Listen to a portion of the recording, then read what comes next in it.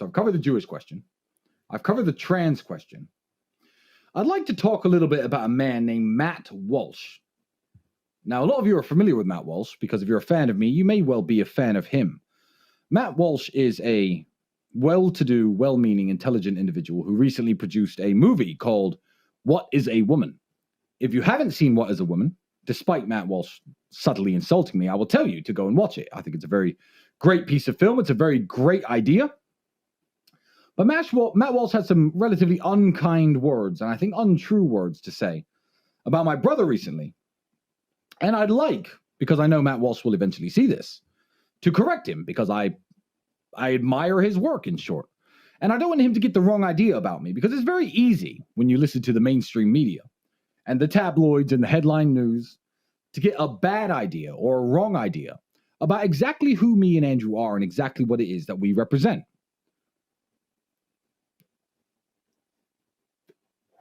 Matt Walsh's criticism of Andrew went a little something like this. Yes, Andrew stands up for masculinity. Yes, young men need a hero to look up to. Yes, work hard, make money is a great thing to tell the young men.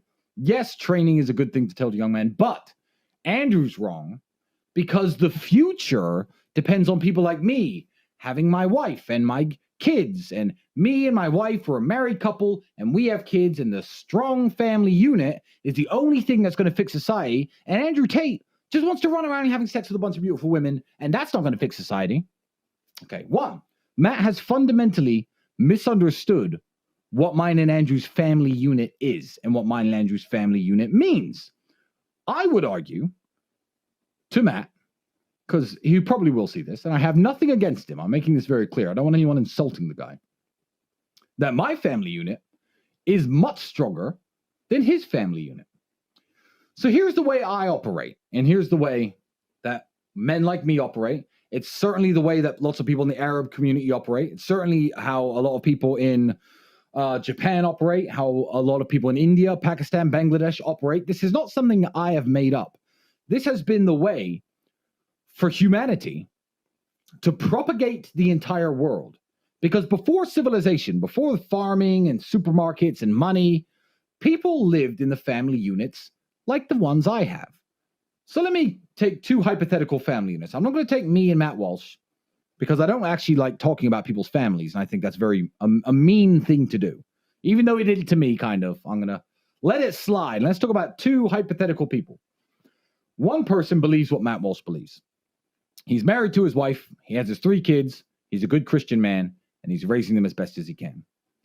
One of them is a fan of Andrew Tate or Tristan Tate. Him and his 2 brothers live in one giant house. They pool all their resources. They make a bunch of money. They live with all 3 of their wives, all under one roof. Maybe one of them is a Muslim who has 2 wives or 3 wives. There are 10 children in that household. And the 10 children are being raised by this group of 3 men and 5 women.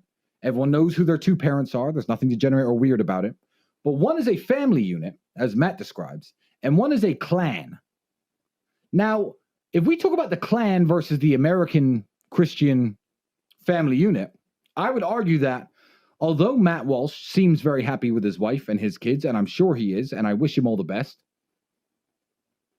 statistically, that's not the experience.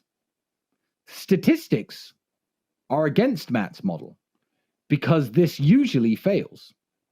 And when it fails, it could fail in lots of different ways. The woman can leave the man in the family unit and take his kids away and move in with another man. The man can die, or in which case that the family unit is left destitute and broke. A woman is left with her kids to look after them for herself. The man is at work. The woman may stay home, but one woman is trying to look after 3 or 4 kids by herself with very little help. I feel like there are many points of failure to the traditional Matt Walsh style family unit. Whereas in the clan style family unit, which is the way that humans always lived before civilization, if one of the men dies, you still have a good man in the household making money, able to take care of everybody. If one of the women leaves, you still have a household full of people willing and able to take care of the kids. The tribe is stronger. It is immune to things like divorce. It is immune to things like the death of one single person. I feel like my family unit is stronger and better than his. And I am going to raise more kids who may be more successful and better educated and contribute more to the world than his kids. Maybe.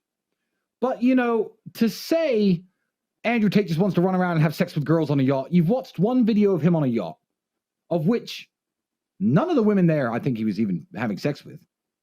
We like to have fun, we like to do our things, but we take family very, very seriously. And if you look at the way me and Andrew have come up in the world, from nobody to multi-millionaire, most influential men on the planet without ever doing anything illegal. Yeah, I know you're a human trafficker is going to come out. Everyone knows I'm not.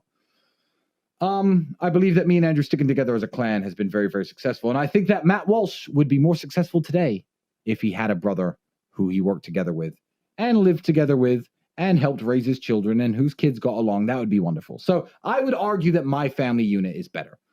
So I take your rebuke, Matt Walsh, and I raise you that clans are better than individual marriages because the statistics on them suck. And I have no doubt that you're going to be happy. But